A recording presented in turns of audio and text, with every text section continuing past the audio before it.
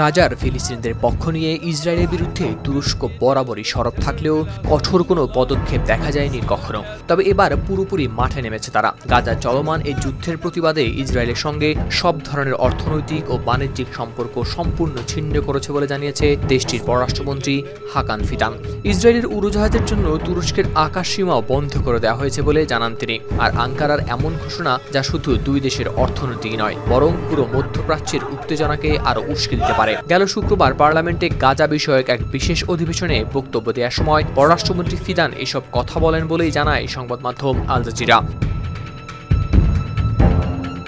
শুধু তাই নয়, ইসরায়েলি জাহাজও আর তুর্কি বন্দরে ভেড়াতে পারবে না। তুর্কি জাহাজকেও নিষিদ্ধ করা হয়েছে ইসরায়েলের বন্দরে প্রবেশ থেকে। তিনি স্পষ্ট করে বলেন, গাজায় নিরন্তর গণহত্যা চালিয়ে যাওয়া এক রাষ্ট্রের সঙ্গে বাণিজ্য রাখার কোনো নৈতিক কারণ তারা আর খুঁজে পান না। গাজার যুদ্ধে তুরস্কের অবস্থান শুরু থেকেই স্পষ্ট। গত বছরের মে মাসেই তারা বন্ধ করেছিল সরাসরি বাণিজ্য, যখন দুই দেশের মধ্যে বাণিজ্যের পরিমাণ দাঁড়িয়েছিল প্রায় $700 কোটি।